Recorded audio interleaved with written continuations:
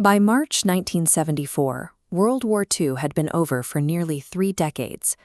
The global landscape had transformed, moving from the wreckage of the 1940s into an era of high-speed travel, color television, and international cooperation. Yet in the thick, humid forests of Lubang Island in the Philippines, a Japanese intelligence officer was still performing his duties. His uniform was shredded by jungle wear, but his rifle was clean, his sword was sharp, and his focus remained fixed on the enemy. While the rest of the world built new cities and forgot old grudges, Hiro Onoda remained in a state of constant, solitary readiness. He had no access to global news, no reinforcements, and no supply chain, existing for 29 years in a state of total isolation. It leads to a question of human endurance. How does a mind survive nearly 30 years alone in the wilderness, continuing a war that the rest of the planet has long since buried? To find the answer, we have to look back to 1922. Onoda was born into an imperial Japan, where loyalty to the emperor was the absolute primary lesson of childhood. Before a boy could even choose his own path, he was taught that his life was a tool for the state. This wasn't standard military service. It was a total immersion in a culture of absolute obedience. Military training reinforced the idea that the very concept of surrender was a source of permanent shame. In his world, the instruction was clear: return in victory or do not return at all. Onoda was eventually sent to the Nakano Military School, an elite institution for guerrilla warfare. Here, he was taught intelligence gathering and sabotage. He learned how to live off the land, hide in plain sight, and use a handful of men to paralyze a much larger occupying force. His commanding officer's final orders were explicit. Onoda was told that under no circumstances could he surrender or take his own life. He was to stay on Lubang Island and disrupt enemy movements for as long as it took, whether that was 3 years or 30. These strict instructions became his entire reality. His training had been so rigorous that his mind was now conditioned to filter all new information through the lens of those original orders, leading him to treat anything suggesting peace as a deception. In August 1945, the war ended. The atomic bombings of Hiroshima and Nagasaki led to Japan's official surrender on the deck of the USS Missouri, a moment witnessed by the entire world. But on the rugged terrain of Lubang, Onoda remained focused on his objective. His mission was to hide in the interior and wait for the Imperial Army to return, making life a misery for anyone who approached his territory. When Allied forces dropped thousands of leaflets over the jungle announcing Japan's surrender, Onoda's intelligence training worked against him. He scrutinized the grammar and the printing, concluding they were elaborate American fakes designed to lure him out of the safety of the trees. His physical survival was a feat of sheer will. He spent years sleeping on the damp ground, eating raw bananas and coconuts, and occasionally raiding local livestock to dry the meat and stretch his supplies through the rainy seasons. For Onoda, every sign of a world at peace was just another layer of enemy strategy. His commitment was so absolute that his eyes saw news reports and heard his family's voices over loudspeakers as nothing more than sophisticated psychological warfare.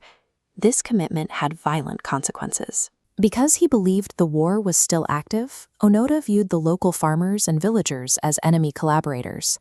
Over the decades, his mission resulted in the deaths of over 30 Filipino civilians and the wounding of 100 more.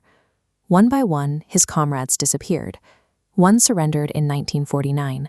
The others died in skirmishes with local patrols. By 1972, Onoda was left as the sole inhabitant of a war that existed only in his mind. The breakthrough didn't come from a military search party, but from a young Japanese traveler named Norio Suzuki.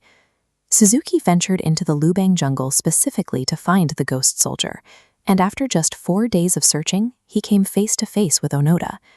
Suzuki shared photos of modern Japan and described the end of the conflict, but Onoda remained unmoved.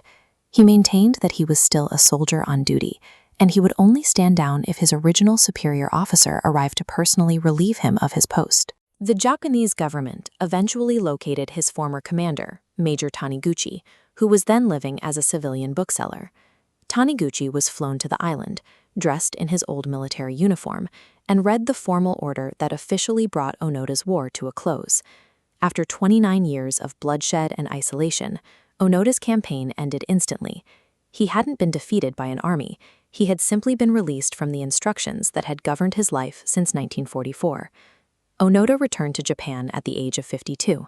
While he was greeted as a symbol of old-world devotion, he was a man who had effectively missed 3 decades of his own life. The youth he had spent in the jungle was gone, sacrificed to a cause that had vanished while he was in hiding. The Japan he found was unrecognizable.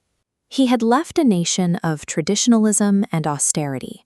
He returned to a landscape of massive skyscrapers, frantic traffic, and a hyper-commercialized culture that felt entirely disconnected from the values he had lived by. He found it impossible to reconcile his experiences with this new society. The people around him were focused on economic growth and Western fashion, having long ago discarded the militaristic fervor that Onoda had just spent half his life upholding. Only a year after his return, the sense of displacement became too much to bear. Onoda left his homeland again, moving to Brazil to raise cattle on a quiet ranch, seeking the kind of isolation and simplicity he could no longer find in Japan. This transition highlighted the tragedy of his journey.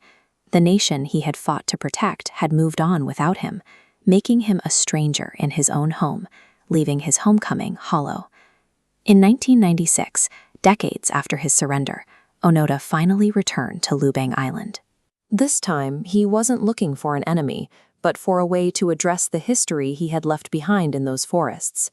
He attempted to make amends for the violence of his stay by donating $10,000 to the local community and establishing a scholarship fund. It was a gesture of atonement for the lives he had taken while trapped in his delusion of war. Onoda lived his final years in Tokyo, eventually passing away in 2014 at the age of 91.